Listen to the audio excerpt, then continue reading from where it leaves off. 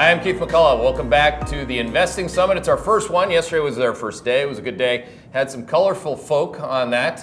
We're going to color that up a little bit more today. Get more in depth on certain topics. There's no one who can go across the waterfront of macro, if you will, who's anywhere in the area code of my age like Josh Crumb can. So excited to do that because I think there's a big opportunity here, Josh, in thinking about the world maybe a little differently than maybe the former macro stars of the world have. Not to say that they aren't still stars or anything like that, but you've done a lot of pioneering research across asset classes, commodities to currencies, et cetera, where I think a lot of people are like, wow, never heard that before. Where'd you find that guy? I think people appreciate that. So maybe if we start with just your view in general, kind of go across what you've talked about as a regime change across currency, energy, et cetera. Exactly, yeah. So thanks again, good to be back. I would say it starts obviously with quantitative tightening in the US dollar. Obviously, that's where it all starts and ends from a big picture perspective. But I think diving in more specifically, maybe to start with my model, it really has to do with energy, and talking about where energy plays in the role of currencies, of commodities, and therefore macro in general. I think there's a lot of talk about quantitative easing and just sort of central banks doing all of the work, but a lot of people forget the second major and far more important quantitative easing of the last 5-10 years is that of the shale revolution, right? And what that meant both for currency and eventually, obviously, we run a precious metal, storage business and a custody business, and so what that means for metals and other asset classes as well. So, and also, I guess, starting with the framework, I look at something like gold and even copper, the base metals, as sort of stock assets, stock macro assets. They price expectations because they're easy to carry, and then you have energy assets, which are flow assets. They're hard to carry, and so, but both of them influence things like currency, terms of trade, and are just super important in the overall macro economy. And so, it's been no surprise. Top performing asset this year in what I'll get to as the new regime change has been energy, right? And the bottom of the barrel has been, along with 30-year yields and 10-year yields and emerging market, currencies, has been metals, both precious and base. And so, like, why is that?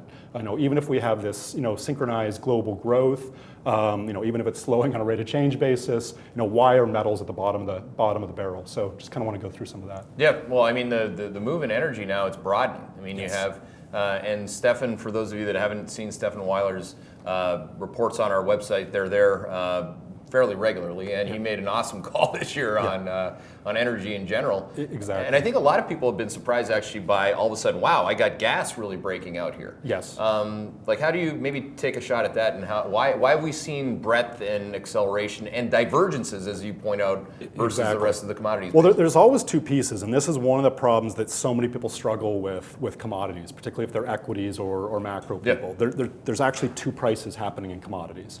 There's the curve, there's the futures price, which is really a commodity marginal cost. And then depending on your inventory, your cost or ability to store things. So, electricity, very hard to store, really volatile, pure flow. Then you have something like natural gas. Then you have oil, coal. And then you get into base metals, precious metals, right? And grains, so it sits somewhere towards the energy side.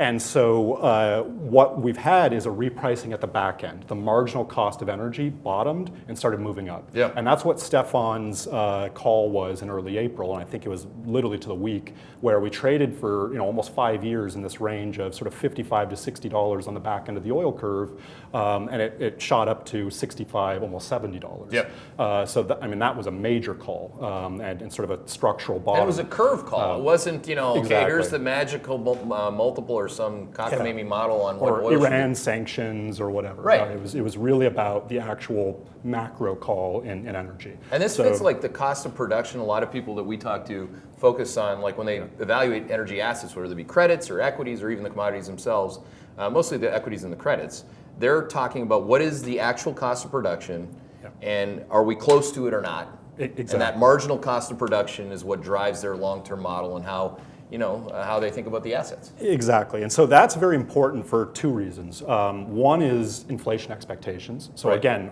way too much focus on central banks and wages. I'm not saying it's not important, but there's another component, which is the structural price of energy and everything. And if you look at inflation in general, I like to say there's sort of two aspects of the basket. There's consumer goods, which are by definition, or consumer marketed goods, which are by definition artificial scarcity, right? So that they're not actually scarce commodities. They just sell advertising and push sort of trends, and they try to project them to be scarce. Yep. But at the end of the day, they always sort of converge to their commodity costs once they commoditize, right? So that's artificial scarcity. And then there's real scarcity, which is commodities. And so what you had is both were deflating. Now you have a period where the commodities are coming back up, and we don't know about the artificial scarcity side. That really has to do with real rates and growth in the economy. So you have to look at different aspects. And then, so I guess we're kind of getting off track from the energy thing. But what happened is that bottoming of the future marginal cost of energy assets is quite important. Now, the cyclical side of it, and like you said, across the spectrum, that actually is a mix of sort of a perfect storm of things that have happened in the last 6 months. So we've been destocking inventories in gas, in coal, obviously in crude oil. And what we had is basically, because of Chinese pollution and very Chinese-specific policies around coal mining specifically, and obviously coal power consumption, has been making a major switch to gas. And I would say this is the 50 to 100 year revolution that's happening is actually not solar or anything this. It's what's happening in gas. And what we've already seen that switch in Europe and obviously in the last 5 to 10 years in the US. Now it's going to Asia. And we're actually going to start doing the coal to gas switching in Asia. But that's more driven by policy than just economics. And this is super long term. Yes. And so you get a tight supply situation and you get the secular. Bang, you get the price move. Exactly. I mean, a lot of people, like when we look at certain stocks, we have certain stocks that we like that are actually, God forbid, natural gas stocks, like Range Resources. People hate this stock, man. Like they hate it because they hate gas. Right. And they hate the stocks because the stocks have sucked wind for so long, and gas has too. Yep. But then lo and behold, when the most amount of people hate it at the lows, the gas starts moving, and their assumptions for a stock like that are that gas is never going to go above 275. Right. It's at 330 today. I mean, exactly. And I think actually it can go higher on a cyclical basis. If we end up getting a cold winter in the U.S. and it could actually very much change because basically there's a bidding war right now for gas in between Asia and China. Yep. Or sorry, between China and Europe. Yeah. And that's what's driving API2 and coal prices, everything. So this is now bidding it away, and even things like Henry Hub is becoming a consumer point rather than a producer point because that's all getting exported through LNG in the Gulf of Mexico. Yeah. I mean, we're kind of like totally changing. It's good to get the fundamental overlay because Ben and I are more like data monkeys. We're basically always watching, measuring and mapping the front end of the curve, the shape of the curve, constantly, looking at it, but not purporting to know fundamentally what's going on, but willing to accept that the market knows a lot more than us. And this signal on natural gas is clean-cut bullish and has been for a little while. They're a bit of a head fake this summer throughout it, but now, oh my God, especially if you're in the world of investing across global macro. Right. I mean, what can you buy? Yeah. Now that all the stuff that was working in the U.S. is getting hammered. Yeah. Today it's momentum, it's tech, it's style factors that have worked for like 9 quarters in a row. Yeah. You can't buy EM. You can't. To your point, you can't buy anything in Europe. Many of these things, just kind of point back to one thing, and people say, "Wow, there's a couple charts that are left, and one of them is natural gas." The other one is maybe just to get off that one and move to another one. The charts still look good to people that are looking at momentum. Right. And that's pot stocks or cannabis. We had a good discussion on it yesterday. I know you're much more, I shouldn't say much more, well, you won't drop F-bombs when you talk about it. Well, maybe. I don't know. Feel free. It's been done before. But within your commodity, currency, energy framework, like where does pot fit, like cannabis? It's total speculative mania driven by cheap money and years and years of stock buybacks driving back people just looking for the next thing to speculate on. And I think it's Canada has I mean, if there's one thing Canada's really good at in the venture exchange is these rotating speculative thesis, starting from like, I don't know, I mean, you can go, back, like uranium's the one that really kicked it off kind of in the mid 2000s. And then, you went to base metals and precious metals and, lithium and potash and anything, and crypto. And now, graphite, but the one that they're really on now, obviously, is cannabis. Yeah. And the one thing, I'm not going to sit here and be able to say, hey, let's analyze the business fundamentals of cannabis. Is this alcohol? And I don't know. I think it's like bottled water, right? It's a commodity. It's literally a weed. it's not scarce. But the thing that I guess I could add value, being from Colorado and living in in Canadian markets is be extremely careful ever touching any of these stocks if you don't understand fundamentally how Canadian venture stock markets work. Oh my God. That is the most important that fundamental is the capital structure, who owns what, who's involved, what's the distribution, it's all about this distribution to retail. That's the end buyer, right? Mm-hmm. And if you look at some of these prices, a lot of them are driven by shorts, the big move a couple weeks ago, Tilray. Yeah. Short squeeze. Yeah. It was 100% a short squeeze. That was almost a Volkswagen situation if you really understand what was happening behind the scenes. Yeah. So that has nothing to do with fundamentals. Mm-hmm. So I just think be extremely careful. People don't know. Literally, my first boss in the hedge fund community, this guy John Dawson, he said, "Well, what you've been doing good enough. We're going to give you your own fund. What do you want to name it?" So being Canadian, you know what I said? I said, well, this great explorer, George Vancouver, the Vancouver something fund. He looks at me and he's like, are you dumber than I thought? Like, do you know what the Vancouver Stock Exchange means to real investors? You want to call it, what do you want? Well, you should just call it the Ponzi scheme fund. Yeah. But I mean, the history of the Vancouver Stock Exchange, to your point, is littered, literally, with all this garbage and fraud. Yeah. And you wonder, if somebody hasn't seen where these stocks have come from, they probably wouldn't appreciate the froth and potential fraud that's out there. Exactly. Is fraud the wrong word to use? We had Andrew Left say fraud with a couple other F's in front of it yesterday. I mean, I'm sure there's aspects for sure, but I wouldn't say the whole thing is that. I mean, because if you have to think about where did that come from, at the end of the day, it came from geologic risk and mining exploration, which is by far the farthest on the risk curve you can go. And that's the type of money that actually needs this type of speculation. Yeah, you need people to speculate on it. Is it just a hole with two guys standing above it and lying, or is it an actual mine with high grade ore? Exactly. Yeah. So that's fundamental to Canadian venture markets. It's very different than various aspects of tech investing or so forth, right? But people don't understand that. I mean, generally speaking, we have a lot of people who are individual investors who are fascinated with pot stocks, but maybe don't. Maybe they draw an even line between what is a U.S. broker and what is a Canadian broker on the Vancouver Stock Exchange, and what are their incentives? How do they get paid? Where are the warrants? What's underneath the hood here? Exactly.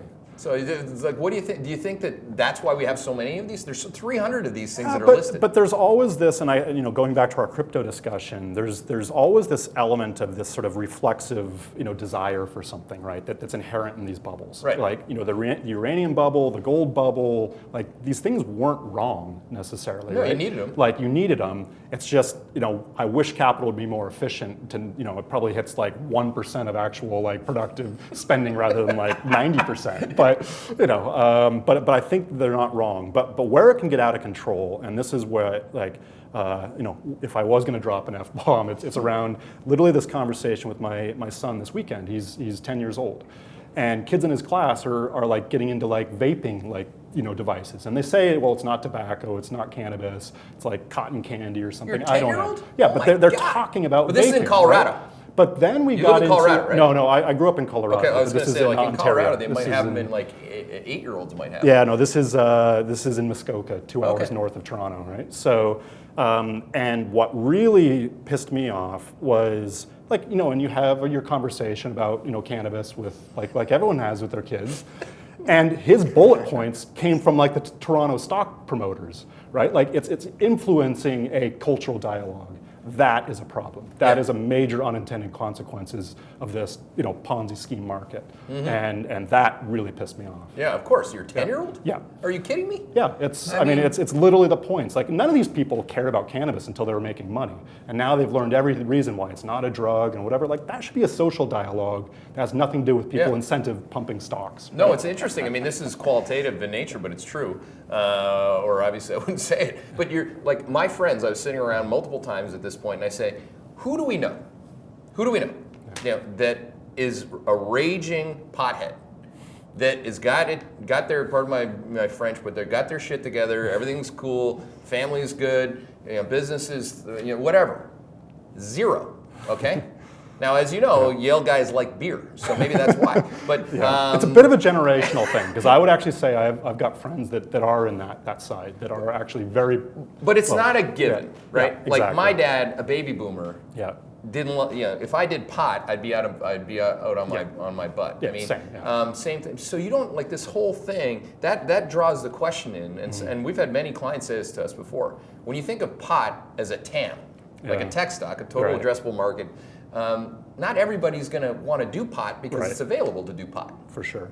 I mean, so you look at some of these models that these guys have, and they're based on everybody doing pot. Yeah, just like alcohol. Well, there was a good anecdote. I was at a conference, and it's like, hey, like at what point in this conference, and like instead of having a beer at 5 o'clock, we're all going to do gummies or something, or like smoke weed. And I'm like, it doesn't look like it's on my horizon. No, but even if it's like, just to give the bulls the benefit of the doubt, I mean, these stocks, I mean, when the word fraud comes out, what do you think is the most likely, or what is the most reasonable thing to look for when you're looking for a cannabis, a stock that's a fraud? Yeah, capital structure. It's all about capital structure. Yeah, that's fair. That's the that is the analysis in Toronto venture markets, by the way. Like they'll spend 9/10 of their time on capital structure rather than like any sort of like business fundamentals. Oh, they always talk about, like Canadian brokers always talk about how they can do the deal and get paid. Right. I mean, they're always in on the deal themselves. It's an amazing thing to watch. Yeah. Anyway, we've beaten that horse. Yeah. Let's do something. With crypto. What do you? What's the latest on that? I'm actually getting from a. I've looked at crypto just my 10 or 20 seconds on this. I've just started to model it like we model everything else: price, volume, volatility, and it's starting to lose its vol. Right. Which is the beginning of the end of price decline starts with the beginning of the end of volatility. So to me, it's actually getting interesting. I spent a lot of time in San Francisco last week with a guy that you know who has probably the biggest institutional research team for crypto. He's got it all in-house. He's got 12 full-time former Wall Street fundamental analysts working on it. Yep. I think there's a lot.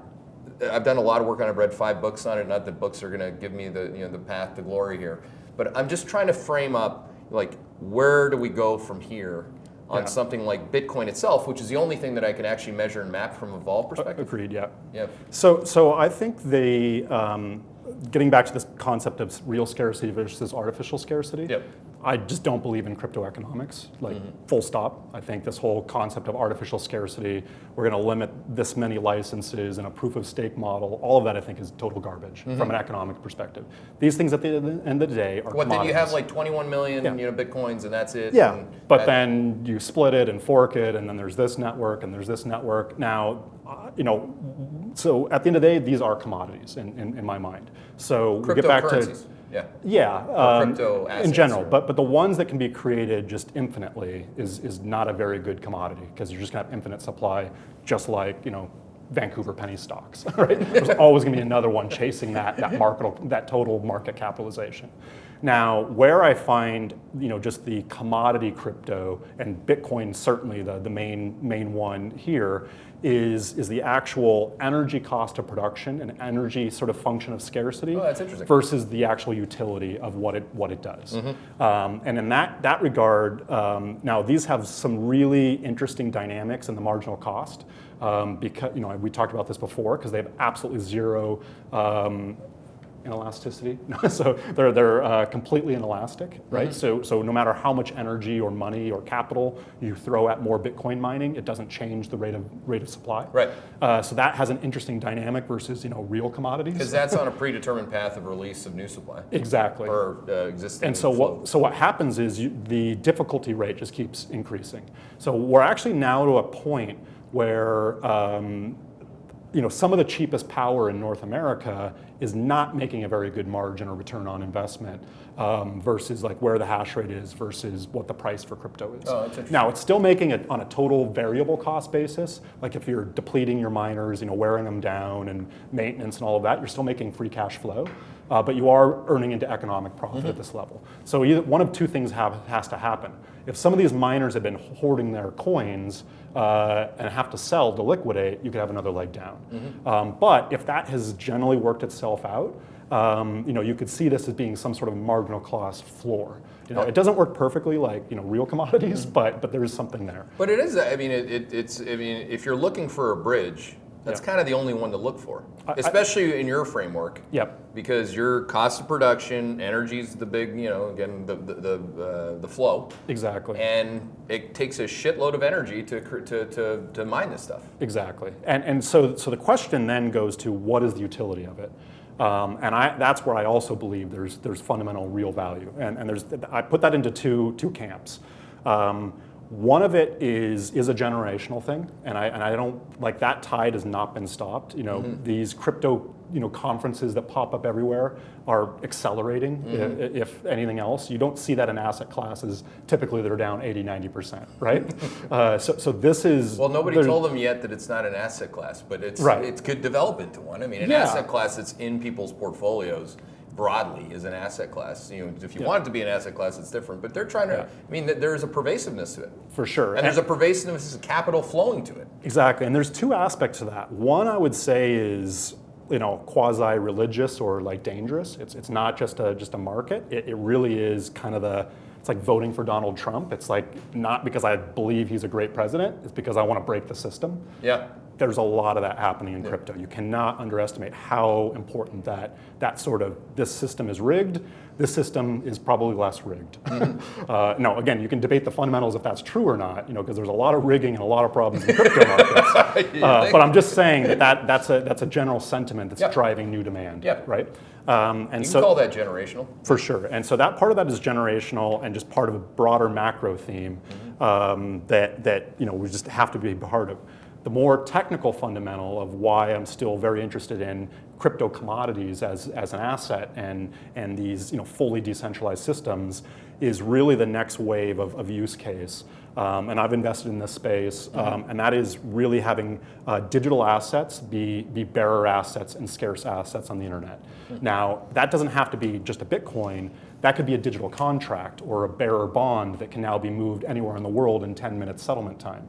Not in a suitcase somewhere, right? But also enough traceability that it can actually be used in the regulatory system. And I think we've maybe talked about this before, but that looks like essentially like a bill of lading or a cargo of LNG, being able to actually settle that and change title in the middle of the ocean and not have DHL packages and everything else. Like the fungibility of assets once we go to a fully digitized, receipt or title or anything becomes very, very interesting. Yeah. And this is the sort of area that I'm investing in is the whole notion of like what infrastructure is needed to make smart contracts a real thing. Like more than just DocuSigns that are copies of something on the internet, but actually an original, and everyone knows that it's an original digital asset. Yeah, that makes a ton of sense. But if you can, the reason why I haven't read a sixth book and won't read a seventh on this topic is because they all start with not that.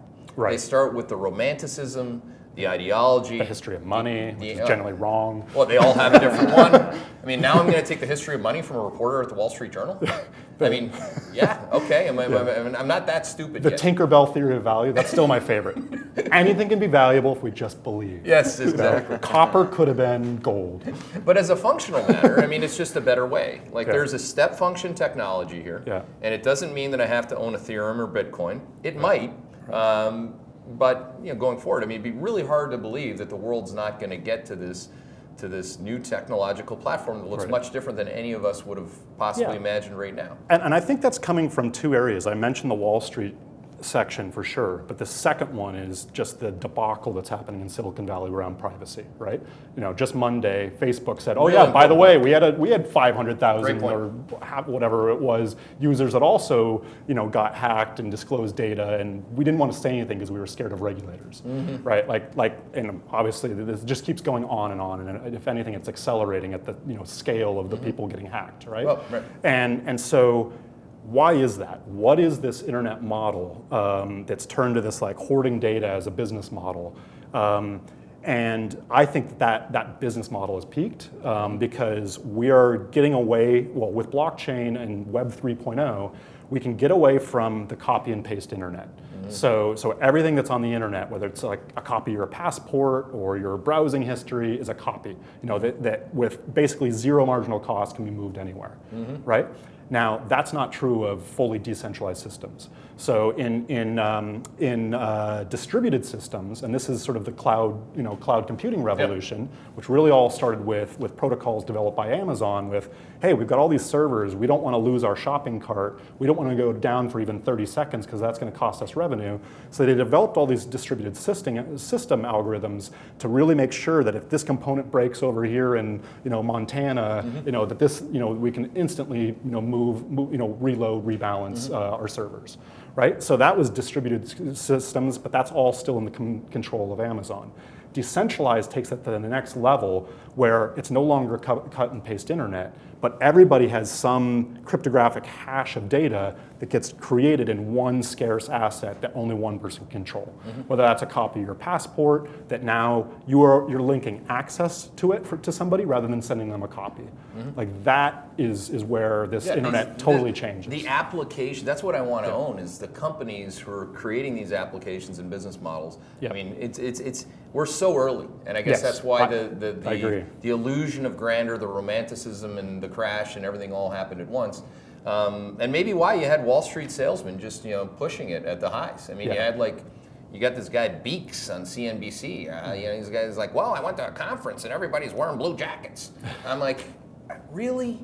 Are we going to really sell this to mom and pop at 19,000 Bitcoin? Yeah. And they did. Yeah. But ultimately for me, I mean, you know me. I mean, I'll buy cattle, I'll buy hogs, I'll buy. You give me something that has falling volatility that used to have rising volatility, and I can measure and map the price, volume, and volatility, whatever that thing is. I will buy it. Exactly. And so to me, that's why actually Bitcoin, amongst everything we've talked about, could also be actually along. But there's a lot to talk about there. I bet you we have, we're at the 26-minute mark here, so maybe we should get other people's questions because I'm sure that mine are far less interesting. Yeah, sure. All right, so first one here for you, Josh.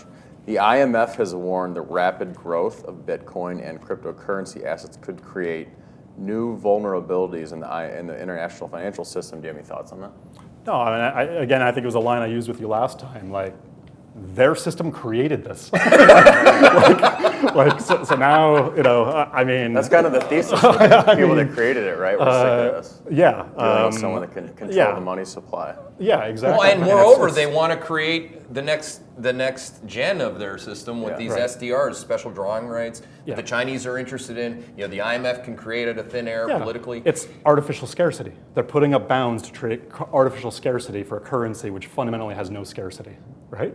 And that's what the IMF does. The SDRs used to be a weight of gold, right? And map their SDR returns versus a weight of gold. Tell me which is better. I don't know. It's very clearly gold has held its value versus a basket of SDRs that rose in the 90s, fell off, maybe bounced a bit, but it's still like the US dollar down significantly. Yeah. Right? Oh, by the way, now I have one more question that I forgot to ask you about, because in the SDR debate now, it's obviously the Chinese want to manifest their power, have a broader portion of the basket. Right. You made the point recently about the Chinese interest rate relative to the U.S. interest rate. You want to go through that? Absolutely. And some of this work was done by my ex-colleagues at Goldman, which is, I guess, where I started the debate or started the discussion talking about this regime change. And what's so important is that the U.S. 2-year rate has now crossed the Chinese 2-year. Yep. So what has been fueling most of the world's liquidity, it was Japan in the sort of late 90s and early 2000s. reasons. But certainly after the crash, it was the Chinese liquidity, Big time. driving everything, right? And we're now at a point where and this is why they've been destocking so many commodities, particularly metals, and where I should have started, why gold has been down. And gold has been down in US dollar terms, but it's been almost flat with no volatility in Chinese yuan, right? And it's because they've been destocking assets, because gold, copper, these are actually far more fungible in and out of the border than currency is. They were also the biggest, the biggest items that were stimulated during the Chinese stimulus. Exactly. When the dollar was being devalued. I think you guys have this on slide maybe 68, 69. Start flinging through them. I'll notice them when you see them in the current slide deck. But again, people fail to contextualize. Right. Where we actually fly ahead to the, no, it's in the appendix actually, 119, slide 119 maybe. People fail to contextualize where this Chinese demand came from. Right. I mean, this was the biggest stimulus in the history of China. Maybe fly a couple more slides ahead there, guys. Yeah. Now we're showing a bunch of stuff. But anyway, I guess people would have to take my word for it. Look, it's in 2016, during the lows of deflation coming out of 15, the Chinese stimulated at the same time that the Fed went dovish. Right. The dollar was down. The Chinese provided the biggest financial stimulus in the history of China, which is a long time ago. Yep. And there you have it. Yep, and they built massive commodity inventories because that Copper in particular. Because it was equivalent to US dollar liquidity that could move. So because of the currency and capital controls, you couldn't really move things. But you could arbitrage the rates on both sides by importing, exporting gold, copper, anything you could store in inventory. And that has been completely depleted now. And now we're at the point where China cannot no longer destock these physical inventories. And that's why, and we've seen that destocking in physical inventories of gold in both the ETF and also just net spec positions is also destocked massively. Yep. And I'd also blame part of that on sort of front-running Turkey. Like anytime there's official sales, hedge funds love to play the game of jumping in front of a Muppet, and sort of destock. There's a lot of money to be made there. Yeah, if someone else is destocking, I'll destock faster, right? Yep. And so that story I think is kind of played out, which is why I think we're in a bottom, like a cyclical bottom of metals. But it's a very important point to think about, liquidity in the system overall, and particularly how commodities play in that liquidity. Yeah, gold in particular. I mean, gold to me in my model, all I need to see now is a series of higher lows. Because vol actually never really came. It's interesting. Yeah. Gold's down 10% in dollars this year, but the volatility really hasn't changed, right, Ben? I mean, if you look, gold miners have had some pretty episodic clusters of volatility. Yeah, well, I think the difference in commodities a lot of the time is that you have kind of this upside skew that's priced into derivatives markets because there's a risk of the supply shock. Like in equity markets, there's always the tail risk that's priced in, so you always have the negative skew. But like you're seeing this in oil and all the energy products right now. It's actually getting more expensive to bet on upside than downside. If you're just looking at upside calls, either just out of the money or far out of the money, comparing that to the downside, if you look at that on a ratio or whatever you want to do it, in a lot of those markets, the consensus latches onto this like supply shock narrative. You see the same thing in like corn and especially in nat gas, of course. Exactly. So like 25 delta skew, it's so people are bucking up for the upside. Yeah, it's momentum. Obviously, those commodities have gone up, and then so now after they've gone up, it's cheaper to bet on upside than downside. Yeah, that's interesting. Any other questions? Oh, there are a lot of questions actually. Oh yeah, we have a bunch of questions. I think you've got people going with the pot stuff. Maybe on actually one, since we were talking about kind of relative rates, maybe I'll ask this one. Like, is the Fed making a big mistake by raising rates, irrespective of doing much of anything to the balance sheet? I would prefer the focus on the balance sheet, just personally, but I don't think they're wrong in trying to actually get a real yield at the front of the curve, which we haven't had in like over a decade. That's just been destroying savers, millennials. Like they just don't even know the concept of an interest rate in a bank.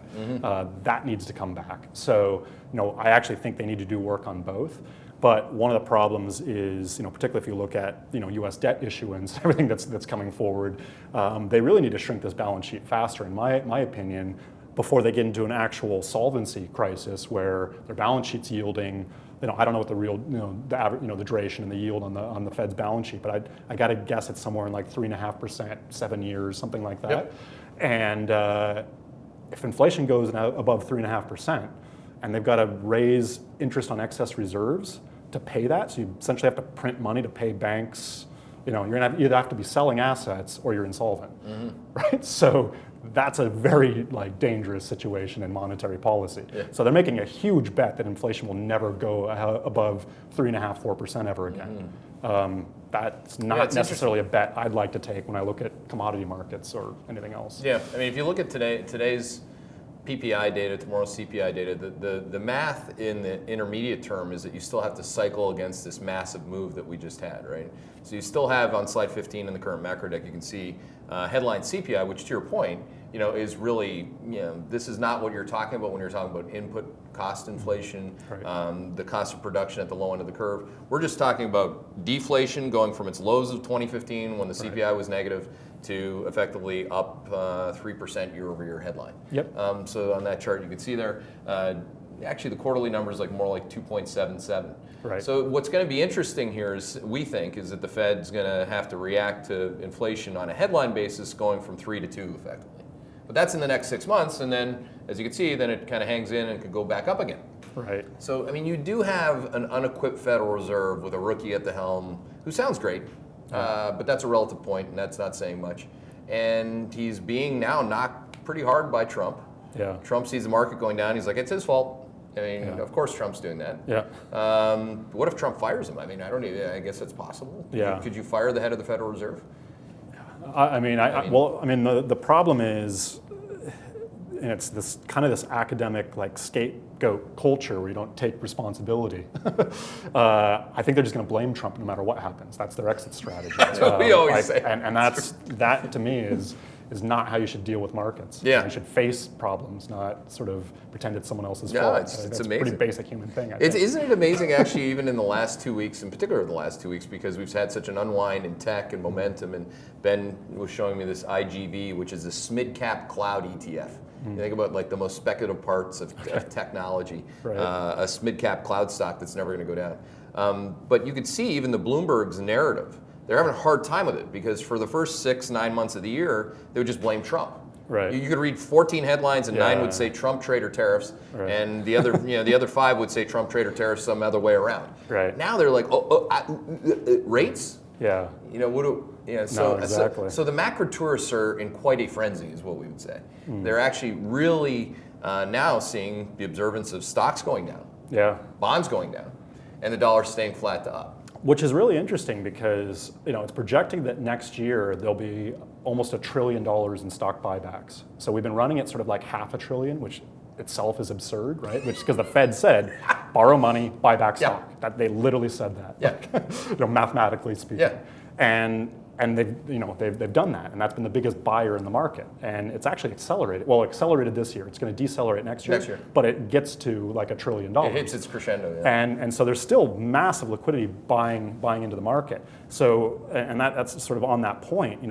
Liquidity is drying up in certain areas, and that's becoming really interesting. Well, people have done plenty of work on this, which is the blackout window to buy back. You're not allowed to buy back your stock the week before you report the quarter. Right. Look what we're doing right now. We're just inside of the first week of reporting the third quarter. So you got stocks in free fall. Your natural buyer is the guy who's borrowed to buy back the stock, which is the corporate. Yep. And the corporate is most likely to guide down on earnings. Yeah. Like today, Fast and All guides down on earnings. People are like, globally synchronized recovery. Right. Nah. So it's a pretty interesting spot from an earnings perspective because, of course, if you don't have earnings accelerating, what are you going to buy back the stock with? You got to go to leverage, and if your cost of capital is going up, this whole thing is coming. For sure, but what we're seeing in duration markets, tech markets, and I think it's broadly liquidity, and where that came from is, obviously in 2009. I think we had a solvency crisis that they called a liquidity crisis, and so they just masked it all over, right? Yeah, big time. And again, China as much as anybody, and that has now been sucked out of the system, just like on commodities. But we're actually getting to the point too. One of the big infrastructure changes they did to market is, hey, no more AIGs, buying these tail bets or whatever. Instead, we're going to just clear everything centrally. So we're all going to just sort of pretend by posting margin on more asset classes that there's no solvency problems. That's now liquidity compounded, right? Because now if prices start going up, you actually have to post more margin, where before you just pretended that the market didn't exist, right? So now but you still have the same clearing banks. It's still like the same, basically 7 global banks. They're like 80% of all clearing, or I don't know, the numbers aren't exactly right, but something like that, Yeah, right? close enough. So like it's still the same system. It's just now it's actually even more liquidity constrained. So that's actually happening in commodities, not just from a macro perspective in China destocking, but you actually have, for the first time in a long time, most of these energy companies forward sold, right? Because it was so cheap to do so.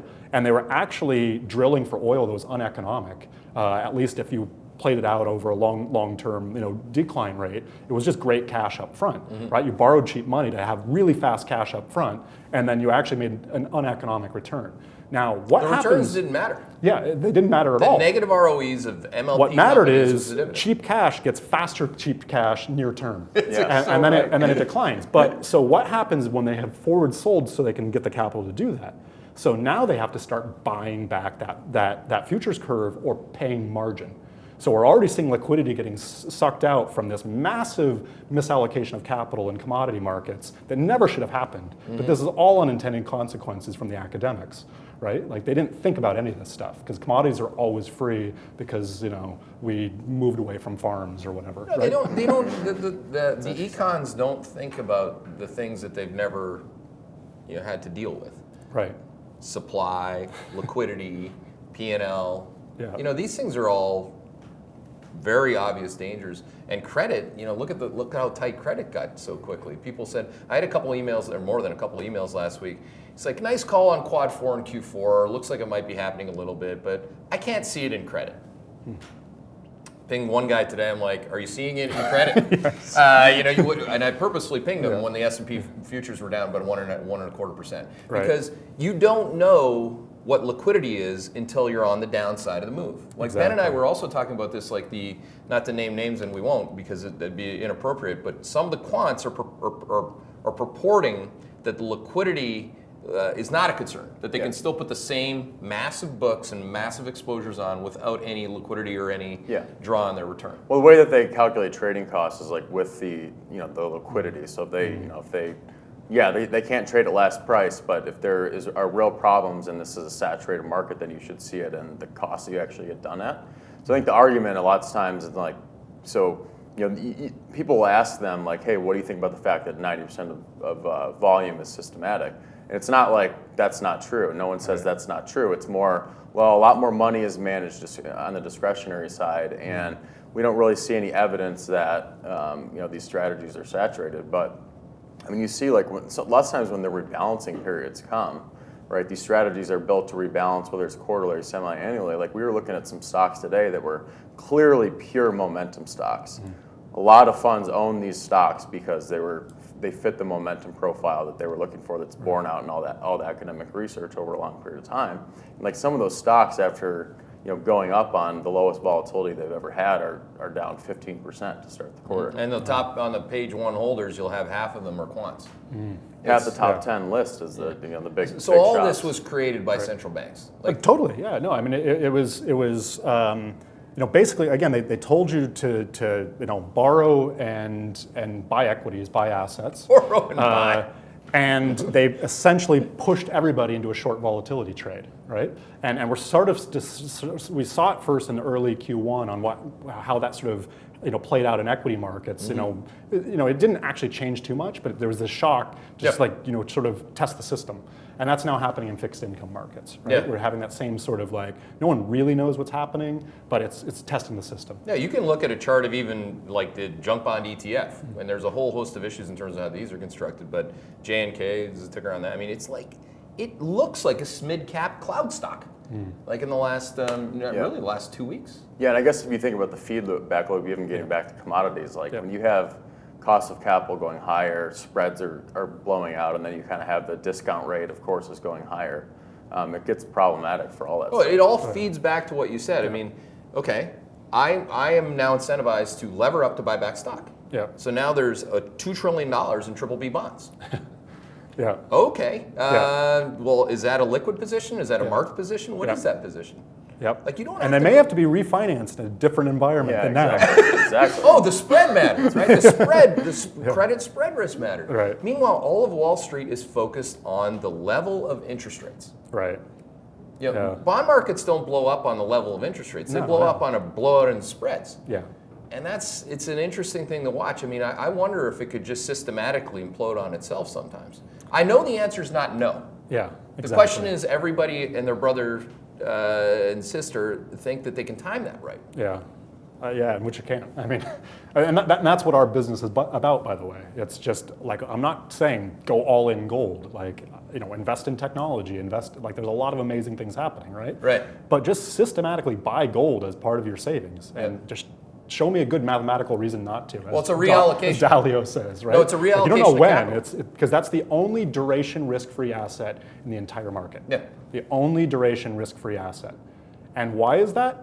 Because it's duration risk-free in nature. Mm-hmm. You start there.